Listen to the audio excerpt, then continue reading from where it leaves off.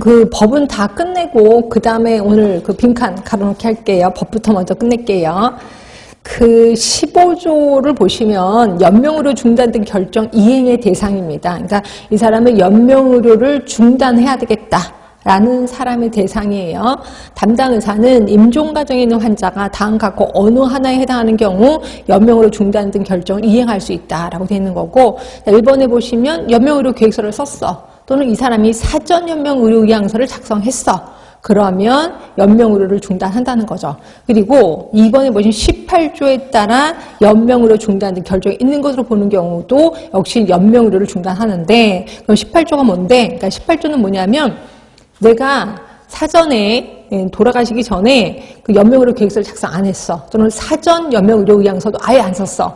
그리고 평상시도 별로 이렇게 말이 없었어. 그러면 이 사람을 계속 연명을 해야 돼, 말아야 돼. 근데 이럴 때 남은 가족들이 뭐라고 얘기했을 거예요. 그러면 이제 연명의료 중단을 결정할 수도 있다는 건데, 일단 18조를 볼게요.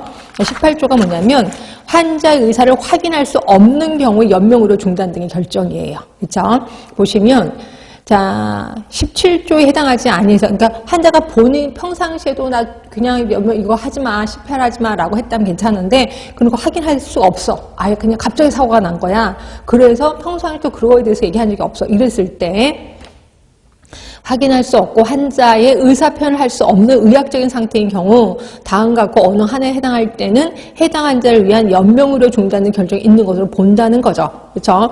1번에 보시면 미성년자인데 그 미성년인 환자의 법정 대리인이 연명의료 중단의 결정 의사표시를 하고 담당 의사와 해당 분야 전문의 한 명이 확인한 경우, 그리고 의사는 꼭 두 사람이 나와 담당 의사, 해당 분야 전문의 한 명, 요 분이 하고, 그다음에 그 보호자가 그냥 그만해 주세요라고 얘기를 하면 연명의료를 중단한다는 거고. 자, 두 번째입니다.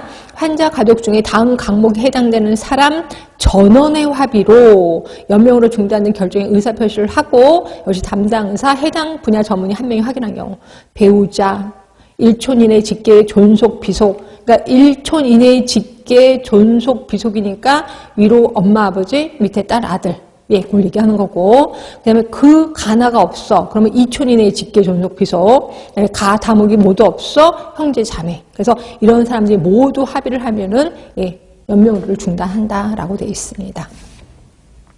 자, 그럼 연명의료는 중단한다는 거는 뭐를 도대체 그냥 다 중단하고 먹을 것도 안 주고 다 그냥 중단하나요? 그런 것 같지는 않아요. 자, 볼게요. 19조로 들어갑니다. 19조. 자, 2번을 보시면 연명의료 중단 등 결정 이행 시 통증 완화를 위한 의료인, 통증 완화를 위한 의료인을 하는구나. 진통제를 계속 드리는구나. 영양분 공급. 네, 그래서 이분이 뭐 이렇게 코로 이렇게 관을 꽂아서 위로 가서 위관 영양이라고 들어보셨을 거예요. 그건 계속 드리고 있습니다. 물도 공급합니다. 그리고 산소의 단순 공급도 합니다. 그러니까 산소를 이렇게 그 마스크로 해서 한 단순 공급 괜찮다는 거죠. 근데 뭐 그 양압 이런 걸로 하는 게 있어요. 그러니까 산소를 주는데 되게 막 그 양압을 해서 강하게 집어넣어주는 그런 게 있거든요. 그런 게 아니라 그냥 단순 공급, 단순히 그냥 마스크 쓰는 건 괜찮다는 거죠. 이런 거는 시행하지 아니하거나 중단해서는 아니 된다야. 결국 연명의료가 중단돼도 얘네들은 해줘야 돼.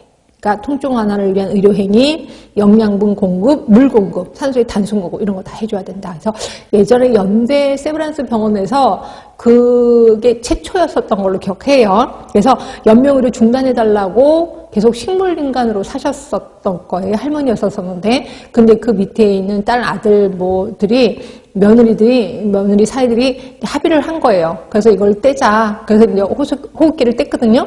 근데 그러는데 이제 이런 것들을 해드렸겠죠. 제가 이걸 한 6개월 더 사셨던 걸로 기억납니다. 그래서 이걸 하더라도 사실 분이 계속해서 사시더라라고 생각하시면 될 것 같고요. 자, 그 다음에 이제 호스피스 사업은 뭐 나올 건 없을 것 같아서 이런 것까지 여러분을 괴롭혀 드리진 않을 것 같고요. 주로 나온다면 아까 말한 대로 사전연명 의료의향서 이런 것들이 좀 나올 것 같아서 한번 얘기를 했고요. 나머지는 뭐 할 거 없을 것 같아요. 그러면 문제. 우리 쪽은 아니고 국시에서 나왔던 문제들 중에서 몇 개를 좀 갖고 왔는데 일단 볼게요. 저는 그냥 한번 전체적으로 훑어볼게요. 3번을 보실래요? 3번을 보시면 말기 환자로 진단을 받은 환자 또는 임종 과정에 있는 환자 등 호스피스 대상자와 그 가족에게 통증의 증상 완화를 포함한 신체적, 심리, 사회적, 영적 역량에 대한 종합적인 평가와 치료를 목적으로 하는 의료를 말한다. 이에 해당하지 않는 질환. 일단 이 해설, 그 밑에 해설 부분을 보시면 만성 간경화 있었고,